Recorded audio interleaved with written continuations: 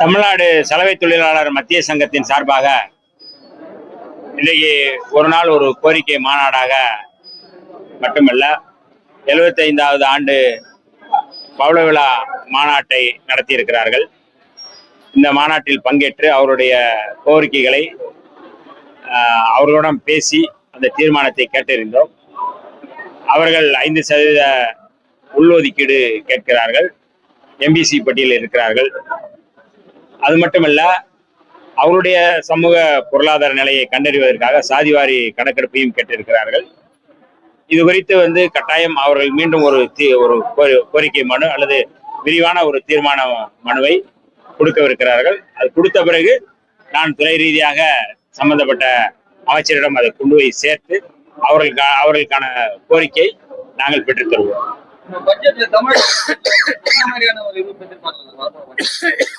என்னங்க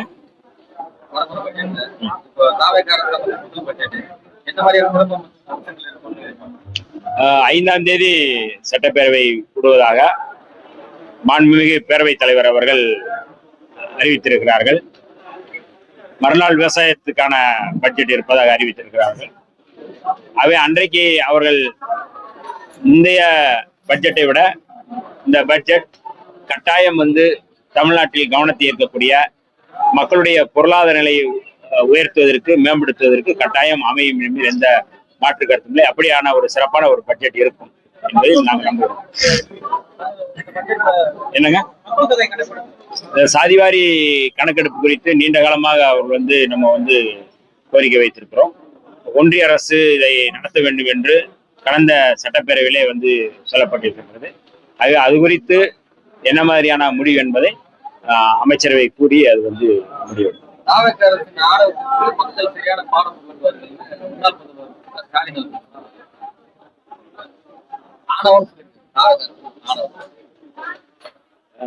தமிழ்நாட்டு மக்களுடைய உணர்வுகளை, தமிழ்நாட்டு மக்களுடைய கோரிக்கைகளை, அவருடைய தேவைகளை அறிந்து சிறப்பாக செயல்பட்டு கொண்டிருக்கின்ற ஒரு அரசு தாவேக அரசு.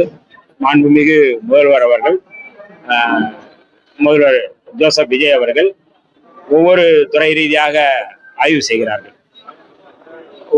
மருத்துவத்துறையில போய் ஆய்வு செய்கிறார், மருத்துவமனையை. சமூக நீதித்துறையில் இருக்கின்ற விடுதிகளை ஆய்வு செய்கிறார்கள், தொழிற்சாலைகளை ஆய்வு செய்கிறார்கள். இப்படி ஒவ்வொன்றாக அவர்கள் ஆய்வு செய்து அதில் இருக்கின்ற பிரச்சனைகளை வெளிக்கொணர்ந்து அதை சரி செய்து கொண்டிருக்கிறார்கள்.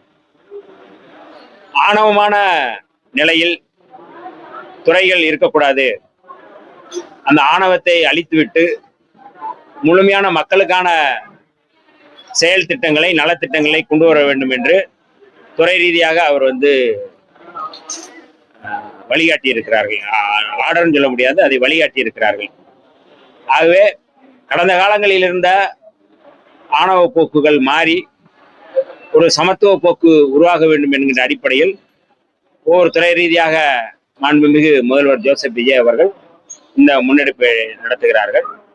அந்த வகையில் ஒரு சமத்துவத்தோடு அமைச்சரவையில் இருக்கின்ற மற்ற அமைச்சர்களோடு கலந்து பேசி எந்த விதமான ஆணவமும் இல்லாமல் மக்களோடு மக்களாக நின்று பணியாற்றக்கூடிய மாண்புமிகு முதல்வர் அவர்களுடைய செயல்பாடுகள் இன்றைக்கு மக்கள் மத்தியிலே பேசப்பட்டு வருகின்றது. ஆகவே இதில் எந்த விதமான ஆணவமும் இல்லை என்பது என்னுடைய பார்வை.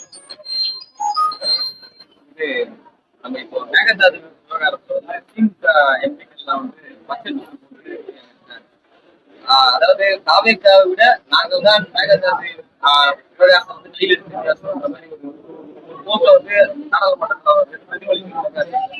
இந்த மேகதாது விவகாரத்தை தாம் தாவேக்கா அரசுக்கும் திமுக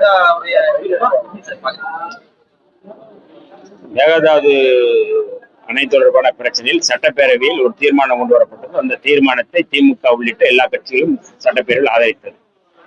அந்த நிலைப்பாடு தான் தாவேக்காவின் நிலைப்பாடு, அந்த நிலைப்பாடு தான் திமுகவின் நிலைப்பாடு, அந்த நிலைப்பாடு தான் விடுதலை சிறுத்தைகள் நிலைப்பாடு. மேகதாது அணை கட்டக்கூடாது, இது தமிழ்நாட்டுடைய நிலைப்பாடு. இதுல நீங்க அந்த நிலைப்பாட்டுக்கு நீங்க பச்சை துண்டும் போடலாம், எந்த துண்டும் போடலாம், அது பிரச்சனை இல்லை. மேகதாதுல நீங்க அணை கட்டக்கூடாது, உச்ச நீதிமன்ற தீர்ப்பின் அடிப்படையில அது செயல்படணும் அப்படிங்கிறத தமிழ்நாட்டு மக்களுடைய உணர்வு, தமிழ்நாட்டு மக்களுடைய உணர்வைத்தான் சட்டப்பேரவை பிரதிபலித்தது. அதைத்தான் நாடாளுமன்றத்தில் அவர்கள் பிரதிபலித்திருக்கிறார்கள். அது எந்த விதத்திலும் நீங்க அங்கு பிரதிபலிப்பது என்பது தவறு என்று சொல்ல முடியாது.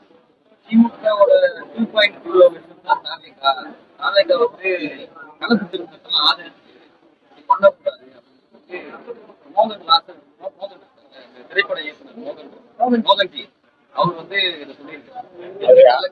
அவர் யாருன்னு எனக்கு தெரியாது. மேலும் வீடியோக்களை காண நவ் இந்தியா டைம்ஸ் யூடியூப் சேனலை சப்ஸ்கிரைப் பண்ணுங்க. பக்கத்துல இருக்க பெல் பட்டனை மறக்காம கிளிக் பண்ணுங்க.